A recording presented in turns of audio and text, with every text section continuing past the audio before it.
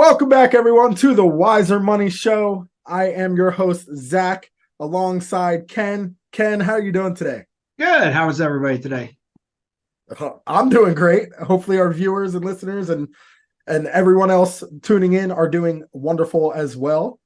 But Ken, I mean, we just wrapped up our trust series that took a little bit longer than anticipated, but there was a lot to uncover. I'm just really hoping, really seeing based on the feedback and everything that we're receiving, that people have actually learned something, because that's what we're here to do. We're not here to sell anything. We're not here to make people change what they're doing, but we are here to educate people. And with that education, if they make changes, great. If they don't, great. That's their prerogative. But we want to educate every single person here, listening, viewing, whatever means that you're attending this. We want to educate as much as possible. And speaking of education, there's this one thing that constantly comes up, and I know you and I have talked about it, but it's the matter of knowing your number. And a lot of people might hear know your number and think of, how much money they need to make and how much something might cost. And the funny thing is, that's really what it comes down to, is knowing your number. Everybody knows how much a gallon of gas costs in their area. Everyone knows how much a gallon of milk costs in their area. I know things are changing, but people know that number, but very few people actually know what their retirement number might even be. So I want to really talk to you today and kind of enlighten these viewers and listeners as to what is a person's number. What is the concept really of knowing your number in this financial world? Well, let's first start off and really talk about what's out there in the news. And a lot of it is true and a lot of it is not true. And, what's out there today is the same old bait and switch of people want an easy way out. They want to log on to some site, punch in a couple numbers, and be told that they're okay. They want, now there's all kinds of these sites and services out there that you punch in and it'll give you from a 0 to a 100 of confidence, like 90 to 100 of confidence. And what I think people are really misled in that there is no simple answer, because 10 years ago, when we talked about what's your number, and what your number is, how much can you retire on? Meaning, what is the maximum spend that you could have per year without running out of money? Or what was the risk number from 0 to 100 on your portfolio? That has been morphed, and it has been just beat up and abused. That's the best word to use. Is banks and brokerages and investment advisors, they've come up with all these new little short-term solutions as to finding out what your number is. The problem that I see with this is that the public doesn't understand what's the basis of that number. So you put some numbers in, and all of a sudden, you get some output that gives you some false confidence. Mm-hmm. So the goal in what I refer to as financial sustainability is to never have to go back to work if you don't want to. Now, listen, statistics are all over the place about when somebody retires, they die earlier if they don't go back to work. They don't find something productive. I'd tell you 9 out of 10 times, most people that we discuss retirement with, they are so unprepared. They don't have a financial plan. They don't have a time plan, an activities plan. And a lot of times people say, well, I just want to golf and I want to boat and I want to fish. And what we find out is that there's like this little bell curve where they go through that. Well, I'll get into that a little more detail in some of the other podcasts on this subject. But they're not prepared. And so they go into retirement, or even 5 to 10 years before retirement, trying to find some shortcut. They use the 4.5% rule or the 4% rule, and they scour the internet for what's the shortest way to figure out if I'm okay. Mm-hmm. There was just a Yahoo article that just came out, how much you need in each city to be wealthy and retire. San Francisco is the highest at $4.7 million, right? And then there were some Midwestern states that were like $1 million. And so how do you know that? Like that is such a bait, clickbait kind of junk Right. that people want to open that so that they can pepper you with ads that they can collect money on just to get you to open it up. But it's such junk. It's so misleading. But let's just look, before we get into the details of this, let's look at really what's happened. We are now in a generation of spend first, think later. Mm-hmm. We are in a generation where the baby boomers are near retirement. They're the ones with the money and the least prepared. We have now credit card debt, mortgage debt, home equity debt going through the ceiling. People have brought their expectations up to where they're spending of something they don't have. We also have inflation that has far outpaced any kind of income growth. We have a Medicare system not only on the brink of failure, but not covering a lot of issues. If you're a vet, oh my gosh, forget about it. Right. You can't get medical service through the vet. And I don't even know who's to blame. And I'm not going to throw that out there because it's just a big mess. And then you got the Social Security system due to, bankrupt in 2032. And if I were a person that didn't understand money and I worked for somebody else and I didn't have the knowledge I have on how to plan my finances, but I know what I know, I would be terrified that I would have to work until 100 or the day I die. Right. So the goal of this segment of what we're going to talk about with What's Your Number is to teach people the truth, teach people what they need to do to become, and I'm going to state this and then explain it, financially sustainable. Because it's not so much to say I can just take 4% from my accounts. It's not so much to say, well, I've added up my Social Security, my pension, my interest. I got enough to pay my expenses. Right. I'm going to cover a lot of things that aren't accounted for in there.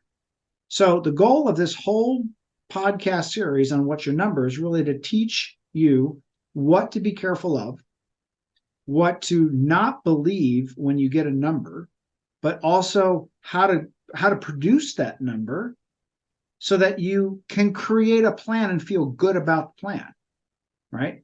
I mean, I used to tell people, look, if you have a financial plan that's produced by a kindergartner on the back of a napkin to blueprint out your house, you could say you got a plan. But the bottom line is you can't build it, and it certainly probably won't stand up. And then you even can get some people that are licensed architects. Do you ever go look at model homes? Yeah, I mean, I've recently seen one. Okay, all right. So Julie and I, we love looking at model homes. So we look at them all the time, probably every weekend. And wow, you guys are so fun. Oh, yeah. Well, if we are addicted to real estate, we have, I think we counted it the other day, in the last 17 years, we've had 10 or 12 houses, something like that. We love buying them, rehabbing them, selling them for a profit, moving up, and kind of doing that kind of deal. But here's the thing: when you walk through a model home, sometimes you want to say, what idiot architect designed this thing? It is the most illogical flow. Sometimes there's danger points where you're like, did they not think there was children, ever be children? Like you see these stairs that are beautiful. They're winding up and they're just kind of the platform stairs, the floating stairs, no railings. Right. You're like, I can't buy this. I got kids. Like, what? Yeah, it looks great, but it doesn't work. Right. Okay. But I think that's the purpose of it, though. They want you to fall in love with the look, not as much the functionality, which I think ties to your point where, I log on, I put a couple numbers in, I see it says like, oh, you're green, you're good to go. I fell in love with that look, not necessarily what is logical to do. And I think that's really the same thing that they're going for. Yeah, I agree with you. It's a lot of sales pitch, a lot of glitz. Some of these larger companies spend millions of dollars in psychological analysis of colors and movements and things that will attract people to put in their information. And the problem is, just like when you look at these really poorly built homes, and some of them are even today, like obviously I think one of the worst eras in time was the 90s. They're like, I don't know, like 70s and 80s, it's like choppy in houses. Then you look at the 90s and you're like, what is the logical flow in here? I walk in and I walk into a staircase. And where is my closet? Halfway across the room. And you're like, what? Who thought this through? So it's the same thing with financial plans, because I go out and I test, like I look at a lot of model homes, I test a lot of these financial plans online. And I put the numbers in and I'll say that's inaccurate. So then the question, my skeptical side comes out and says, what are they trying to sell? Mhm. What are they trying to do psychologically to the public to get them to do this, but they're not telling them the truth? And I've seen this with annuity sales. Oh, you make 7 or 8%. You don't make 7 or 8% guaranteed. That's ridiculous. When the S&P 500 has 9 to 10%, an annuity with no risk and guarantee, it's going to pay you 7 to 8. Sorry, it's not. We can get into that later, but it doesn't. It's not. It's a big lie. They're as a matter of fact, I held up an article the other day on the internet, and it clearly said guaranteed 8% rate of return. Now, if you look down in the small print, it said this is a rider, you lose your principal, you have to take income only, da da da da. See, most people don't see that. Or know They what go, it means. oh, 8%. Or like your number. Oh, I put it in on a confidence level from 0 to 100. I have 95. Right. So there's all these little things that are out there that you have to decipher. Like, how does this really work? And what are the mathematical components that go into it to determine, can I feel comfortable that they're being truthful? What are the variations that they're not telling you about? Because if you try to do your financial plan by how it looks as opposed to how it really functions and operates, you blow up your life. I remember this one story. I was in Florida and I was on Longboat Key and I was going through the Publix, which is a grocery store in Florida. And there was this guy and he was bagging groceries and he had a Rolex. Couldn't help. It was like a giant, like Rolex. And I said to him, you retired, Longboat Key is like super high net worth. I said, you retired rich and just got bored and bagging groceries? He says, no. He says, I lost it all in the markets. And this is the only thing I kept. Everything else I lost. And I have to work here just to make ends meet. So those are the kinds of things that you want to prevent yourself from doing. Yep. So, as a matter of fact, part of this is emotion. I would say, I read an article about Warren Buffett, and he had a great saying. I don't know if you saw this. He said, people misunderstand how the numbers work with their finances. He said, most Americans believe that, and how did he say this? Let me see if I get this right. He said, if you want a baby really quick, you cannot impregnate 9 women and expect to have a baby in 30 days. That was Warren Buffett. I'm like, only from the Oracle of Omaha, right? But if you think about it, that's what some people expect. Yeah. They expect some number magic to happen, or worse, they're wooed by some financial advisor that promises something so outlandish that they believe that this can be delivered to them. So I guess in this series of What's Your Number, I will explain the truth. I will explain how to figure out a financial plan, but I will probably let a lot of people down, because this will not be like the 11 o'clock, get rich quick scheme on I used to say on cable TV, but now it's the internet.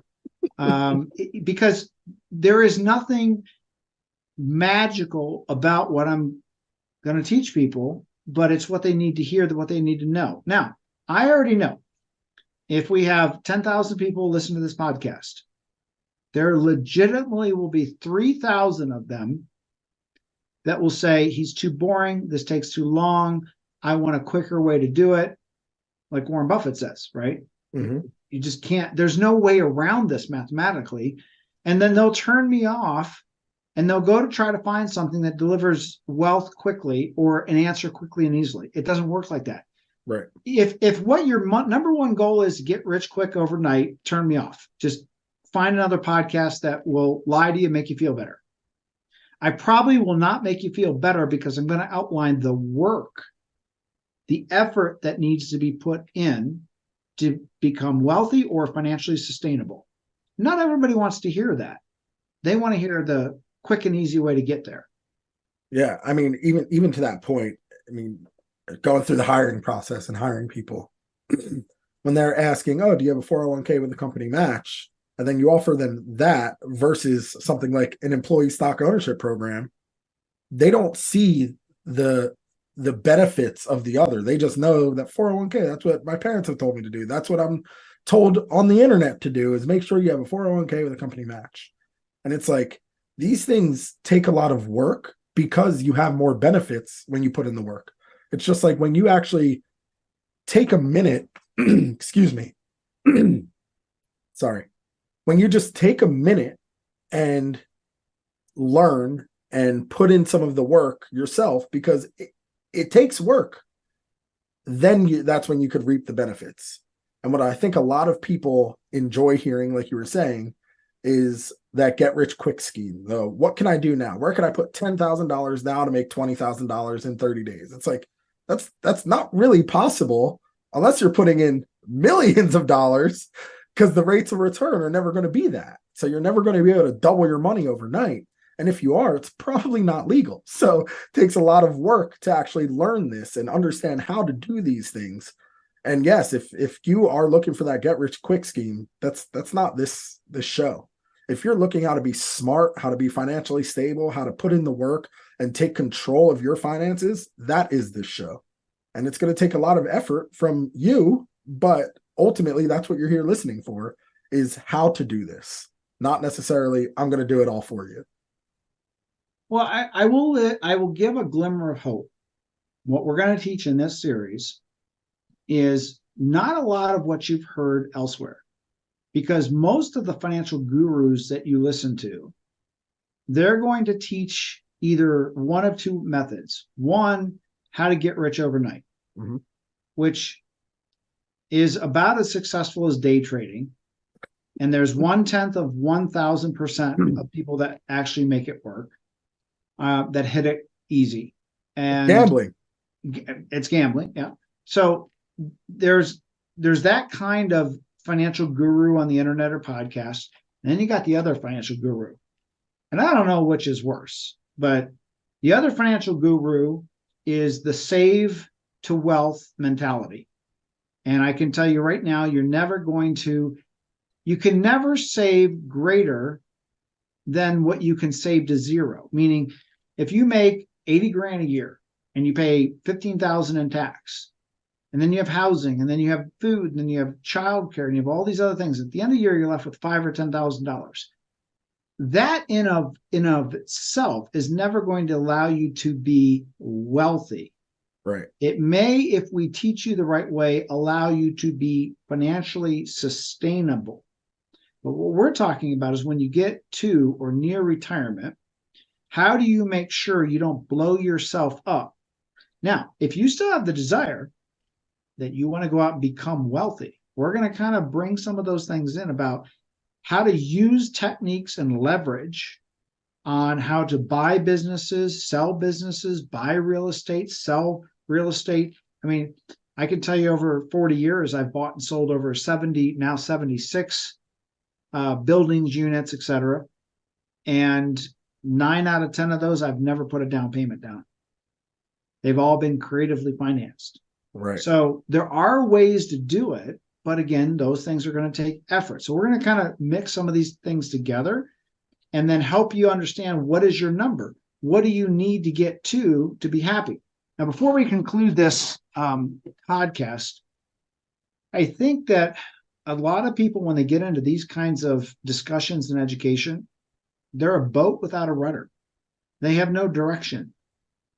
They get into this thinking that they're going to learn how to become wealthy, and then life is going to be grand. It doesn't work like that.